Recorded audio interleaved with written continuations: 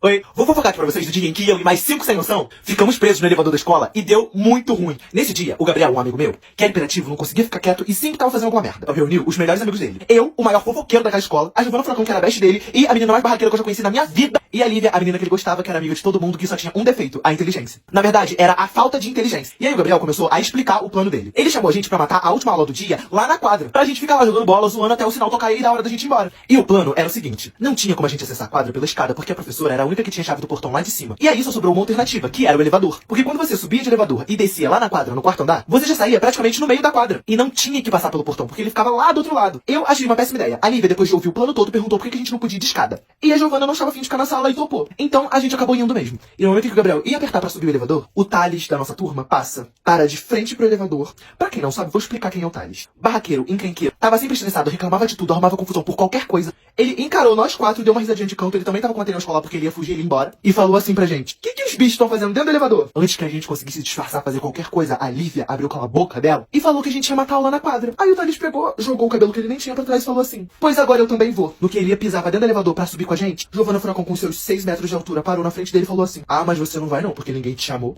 Aí ele encarou a alma dela e falou assim: poxa, que pena, a diretora vai adorar saber que você e sua banhada vão matar a aula lá na quadra. Aí não teve jeito, né? Tivemos que levar ele. Apertamos o botão pra subir, o elevador passou pelo primeiro, pelo segundo. Quando ele ia chegar no terceiro, ele só fez assim, ó. A luzinha principal apagou e só ficou uma bem fraquinha. E lá estávamos nós, 5 adolescentes presos dentro do elevador, minúsculo, praticamente no escuro, um calor. O Gabriel, de tanto desespero que ele ficou pra apertar o botão e magicamente o elevador voltar a funcionar, ele conseguiu afundar o botão. Eu tava com muito calor, já tava começando a ficar sem ar. Aí a Lívia, do nada, falou assim: gente, eu tô passando mal, eu tenho aracnofobia.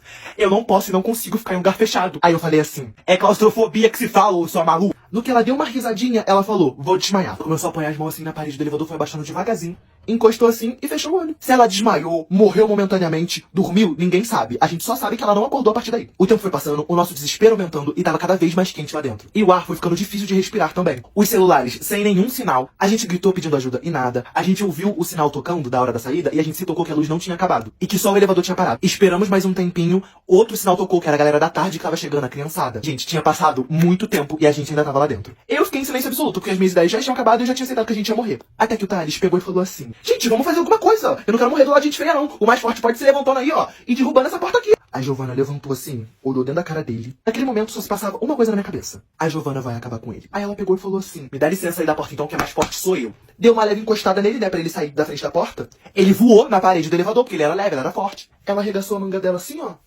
e começou a socar a porta assim, bum, bum, bum, e gritando socorro ao mesmo tempo. Até que a gente ouviu uma voz familiar perguntando assim: ei, vocês estão presos aí no elevador?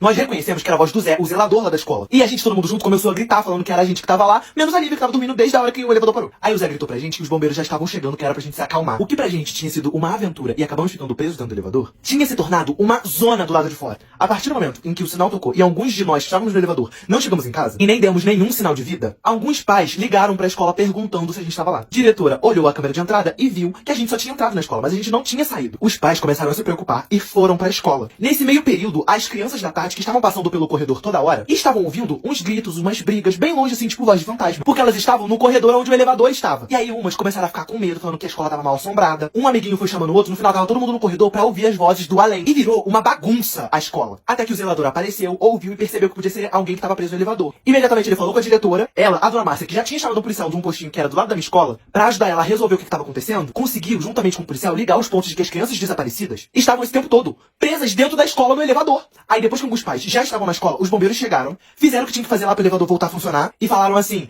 abriu. Nesse momento, a Lívia levantou igual um zumbi, bela adormecida, ajeitou o cabelo e foi a primeira a sair do elevador. Aí depois de um cochicho aqui, um cochicho ali, já tava tudo quase resolvido. O policial, o chefe que tava lá, chamou a diretora e nós 5 que estávamos no elevador pra conversar. Olhou na nossa cara e perguntou assim: alguém viu vocês entrando dentro do elevador? Algum amigo? Alguém fez alguma brincadeira? Alguém percebeu que vocês estavam lá? Imediatamente eu respondi que ninguém tinha visto, que ninguém sabia, que só quem sabia tava ali dentro. Aí ele olhou pra cara da diretora com uma cara de suspense assim, ó, e falou: então nós temos um problema, porque o elevador foi sabotado. Alguém mexeu no disjuntor pra não conseguir mais ligar. E pelo que aparece aqui, foi de propósito. Aí ele perguntou pra dona Márcia se ela tinha a câmera de segurança daquele corredor. E ela falou que tinha. E ele pediu pra ir lá ver as filmagens, alegando que aquilo ali era um caso muito grave. E saíram os dois pra sala da diretora pra ver as filmagens. Ficou o maior climão. Vocês estão achando que acabou por aí? Isso aí foi só o início do caos.